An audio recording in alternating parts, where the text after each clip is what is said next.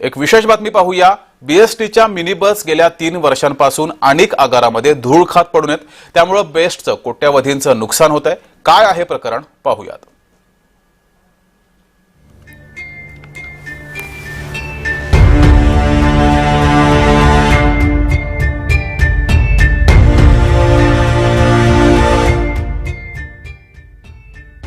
ही दृश्य म्हणजे कुठल्या गणेश मंडळाच्या सजावटीची नाहीयेत, तर आहेत मुंबईतल्या अनेक आगारातील। गेल्या अनेक वर्षांपासून सुमारे 100हून अधिक बसेस या आगारामध्ये धूळ खात पडल्या। कारण सांगितलं जात आहे कंत्राटदारांची थकबाकी आणि कायदेशीर अडचणी। अनेक आगारामध्ये एमपी कंपनी म्हणून आमच्याकडे वेटलिस्टच्या गाड्या चालवण्यासाठी आलेली कंपनी होती। त्यांनी ह्या मिनी बसेस 300 मिनी बसेस आणल्या आणि चालू केल्या।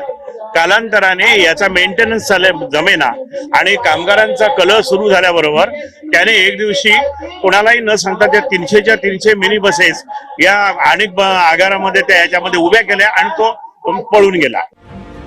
एमपी ग्रुपच्या या गाड्या फक्त आगारात पडून नाहीत, तर त्यांची देखभाल सुद्धा करावी लागतीये आणि गाड्यांच्या देखभालीचा खर्चही प्रचंड आहे।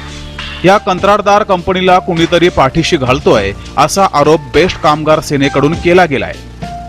वेटलिस्टच्या बसेसचे मालक आहेत, त्यांना कोणतरी पाठीशी घालतंय आणि त्या पाठीशी घातल्यामुळे या वेटलिस्टचे मालक मुजोर होत चाललेले आहेत। कर्मचाऱ्यांना त्यांचा पगार दिले जात नाहीत, पण कर्मचारी व्यवस्थित त्यांना त्याचे भत्ते दिले जात नाहीत। कर्मचाऱ्यांना वाटेल तसं राबवून घेतलं जात आहे, पण बेस्टच्या स्वतःच्या मालकीच्या गाड्या असत्या तर हा प्रकार घडला नसता। या मिनी बसचा खटला सध्या न्यायालयामध्ये सुरू आहे, त्यामुळे या बसेसचा वापर करता येत नाही असं बेस्टच्या अधिकाऱ्यांनी स्पष्टीकरण दिलंय। पण बेस्ट प्रशासनाचं आर्थिक नुकसान होतंय त्याचं काय?